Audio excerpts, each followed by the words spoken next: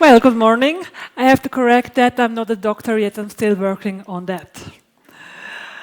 That's part of my thesis, actually, what you're hearing now. Well, thank you. You set the bar high, Matt. Minutes is the topic, precisely meeting minutes in Swiss hospitals. But actually, my key message applies to any meeting, so even if you're not interested in hospitals, keep on listening. Meetings, as you said, Matt, are a topic you're all familiar with. We participate in meeting, we probably chair meeting, we write the minutes, or maybe you have an assistant writing the minutes for you, but we spend a lot of time in minutes. So in my research, I want to explore what do meeting minutes actually tell us about a meeting content. So when the aim in the end of the research is to provide practitioners some kind of a guideline for executives that enables them to evaluate and adjust their meeting practices for better meetings in the end. Because some data show that actually executives do not take their time to step back and consciously evaluate meeting practices. I don't know, do you? I don't do it myself yet, I have to do it, but yeah, you should do that. The methodology, you're not very much interested in that, but I had 2 hospitals, it was a case study, and I researched a lot of minutes, a lot of pages, and I did some coding on that. I get back to that in a minute. First of all, let's look at some background. Meetings are part of organizational communication. Organizational communication is an essential element for any organization to function. Organizational communication is complicated. You may know the model that's on the slide, the communication model. It's amazing how crystal clear information, at least you think it when you send it, arrives somehow at the receiver in a totally different way. I'm sure you know a lot of examples of that. Formal meetings are defined in my research as scheduled meetings with more than 2 people, and they can be a platform for collaborative work. And you do provide some meeting minutes mostly out of these meetings, and they have a predefined meeting agenda. And as an executive, you, as I said before, spend a lot of time in meetings. I don't know how it is with you. I worked 4 days as a head of a division in hospitals. Out of these 4 days, I spent 1 day in formal scheduled meetings and 1 day in one-on-ones with my subordinates. So 2 days I'm kind of fixed in meetings, so the time better be worth it. FM in hospitals, the beauty of this conference is I don't have to explain FM, but what you should take away from that slide is that FM in hospitals is very diverse.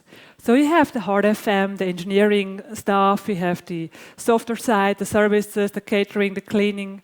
And in a typical FM department meeting, you have a lot of different kind of people with different backgrounds sitting in there, waiting to actively produce something within the meeting. So FM diversity, take that video from that slide. As I said, as indicated before, I took a lot of minutes. Here you see the example of 1 hospital where these minutes came from. For the sake of confidentiality, I had to kind of schematically represent the organizational structure of FM in kind of FM disciplines. Here you see the variety. We have the hard FM disciplines, the engineering bits, the software FM, with the catering and the housekeeping all in one.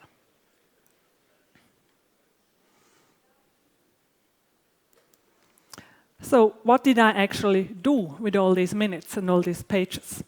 I needed a theoretical framework to actually analyze the content.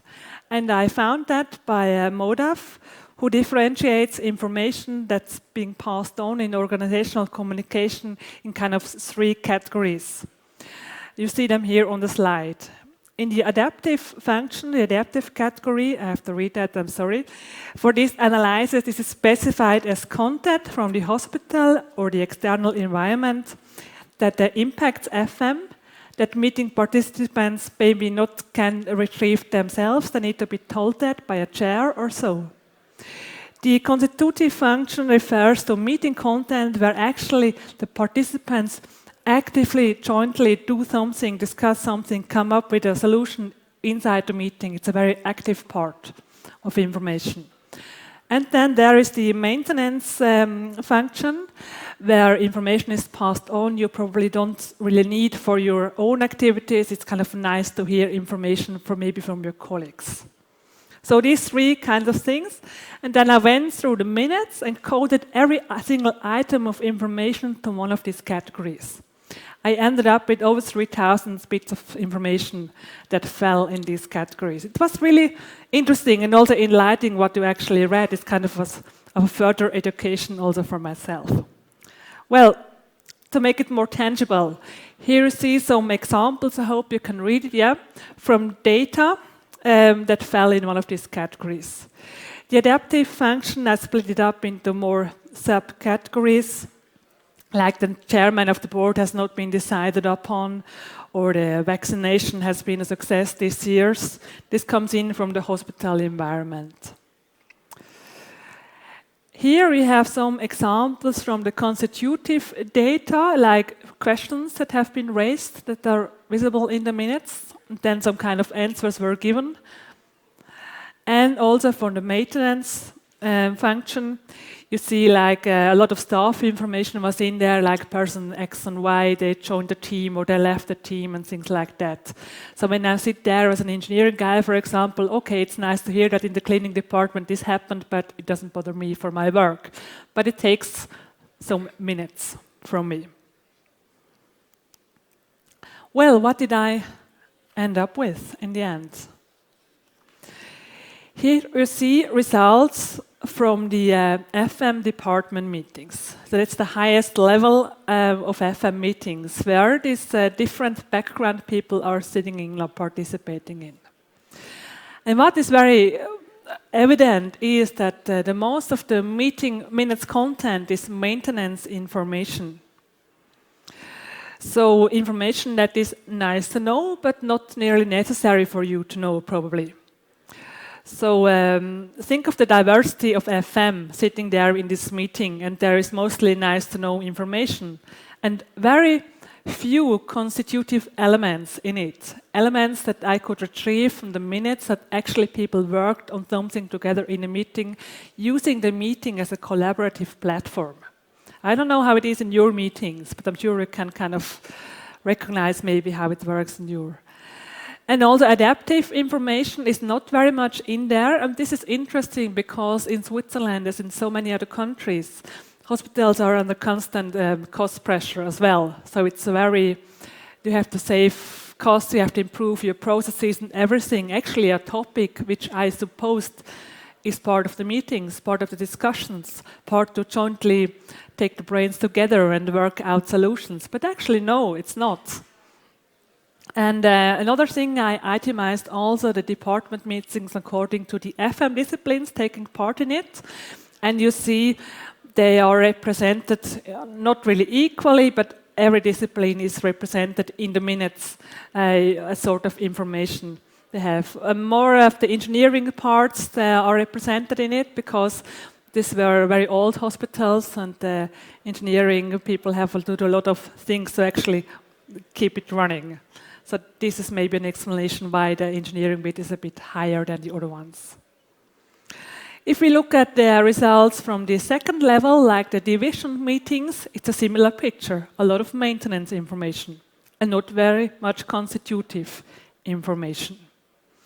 So the discussion in the end, if we look again what Peter Drucker, you know him, says about meetings, that you actually meet because you can work together. Well, is that the case with my findings? It doesn't really seem to be that. The results are mostly maintenance information, passive information in the minutes, not active collaboration.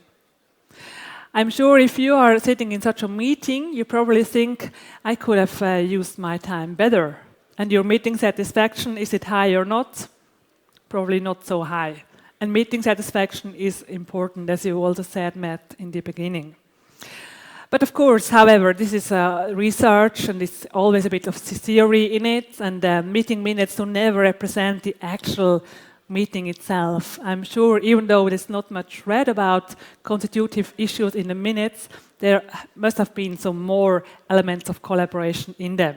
But still, the results are pretty significant. It's maintenance and not constitutive based. So, in conclusions, I say it once again, I mean, the question is it right or wrong? I don't know.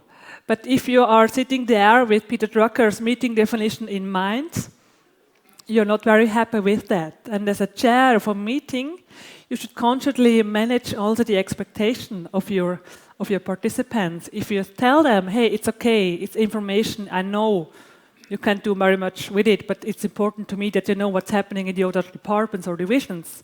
It's a different thing than when you never talk about that, what the meeting is actually about and why is it kind of scheduled like it is.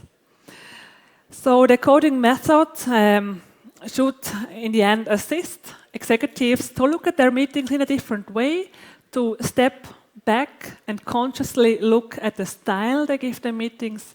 And yes, I hope they do that in the end. And then I have a take-home message for you.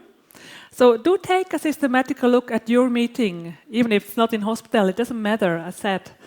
And ask yourself, what's the meeting time actually spent with? And most importantly, do you want to have it spent like this, or should you do it in another way that it's more effective and more efficient to use the precious time you have with your colleagues and so on.